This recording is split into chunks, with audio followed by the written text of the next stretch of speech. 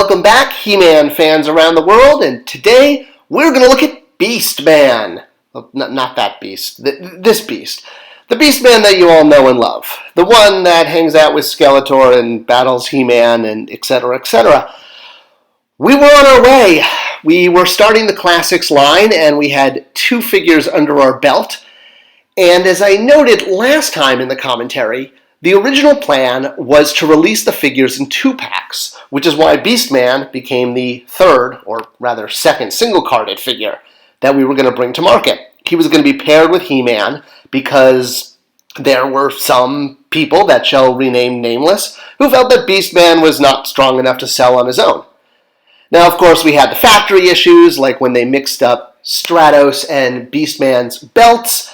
And, of course, engineering was like, let's just release it anyway! It's RIP! And, of course, that was one of my first big fights where I said, no way, we are not releasing Stratos and Beastman with reversed belts because the fans will not like that. And the last thing you want to do when you start a brand new line is piss off your audience.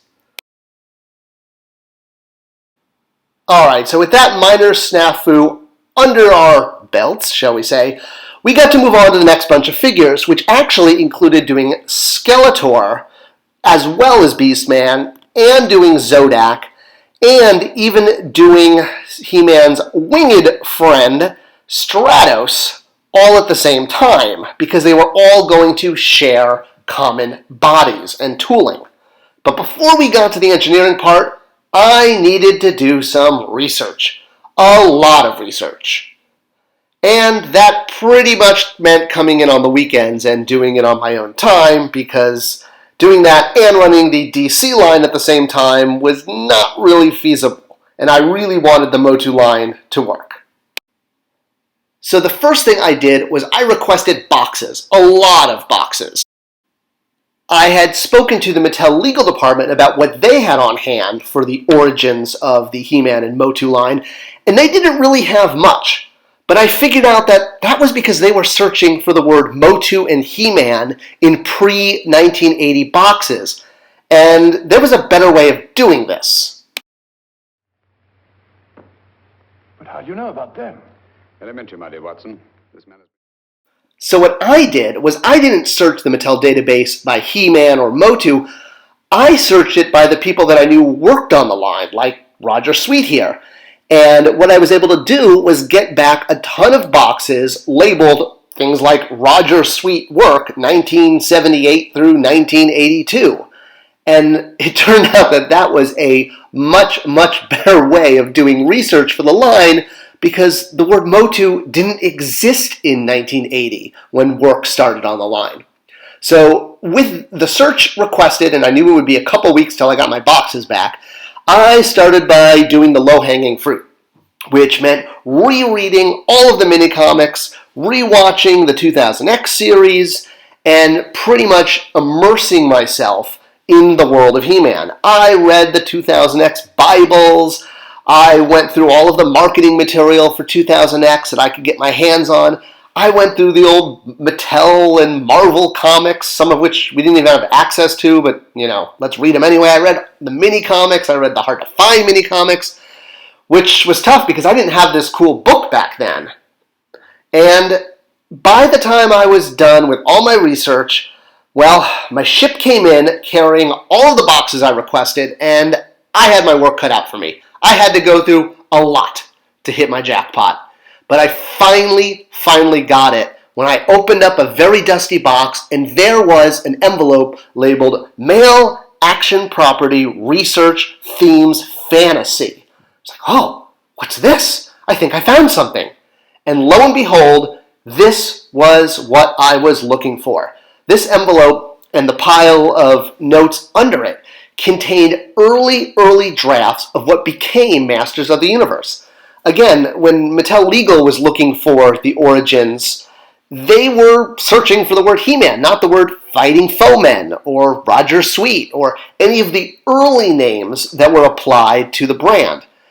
By using the terms that existed pre-He-Man or pre-Masters of the Universe, I was able to obtain all these documents that it turned out legal I've been looking for years. And yeah, it just took a little bit more brain power to think of the obvious way of looking for it. What can I say? I'm pretty proud of my research abilities. The really big one, though, came from looking at the 87 Licenser Guide. So this was a licenser guide with color callouts for both He-Man and She-Ra, but the really big thing was it had bios on it. But the bad part was no one had the original copy, and I had to find scans of everything, which pretty meant going through every character entry and hand inputting every single bio by hand, which I literally did in the back of a theater during Mattel presentations, during kind of the hurry up and wait time, when you're waiting for your time to get up and present your toy line to the next year's sales. So I'm sitting back there and I'm literally going through the 87 style guide, and I'm typing by hand every single bio, which was really only 2 to 5 sentences, but at least it was something. We at least had copy and relevant bios for a ton of characters, and all of this became the basis for the bios that went on the back of the cards. In fact, I was a little surprised when I made this known that fans didn't kind of pull this information from the internet to get a sneak peek at what the bios were going to be like, knowing that a good chunk of them were taken from these 87 licensor guides. But hey, more power to us, and at least we had something to work off of to create these, the bios. Now, some of the characters needed real names. Beastman was obviously not named Beastman by his parents. What I wanted to do was create a name that was going to be a reflection of this character's language. So, no. The name is not Raquel that people were saying. We were trying to look at how would Beastman's people speak in their kind of beastie language. And that's why his name is Raquel Rakaz, like in the back of your throat. Plus it had that kill in it, which was very beastie. And that was pretty much it. That was getting Beastman to market, and he was the second figure on Matty Collector. Now, here I was in the marketing group, making it up as I went, trying to get this line going, and I'm honestly scared to death because I'm thinking, if this line doesn't take off, do I even have a job in Hot Wheels to go back to? I actually even had to find my own replacement in Hot Wheels while I was in marketing, and luckily I was able to turn to my friend Laura Horowitz from college. She went to UCSB with me, and she was also a writer in LA, and so she came in and filled in for me, which actually, that is also why the Monster High character is Draculaura. After her stint on Hot Wheels, she got transferred to the girls group and named all the Monster High characters. So that's pretty much it for Beastman. He made it. He didn't sell out right away, but at least he kept the line going. And we were kind of hoping we'd get to all 6 characters. And if we got to 6, hey, I was going to feel really good about that.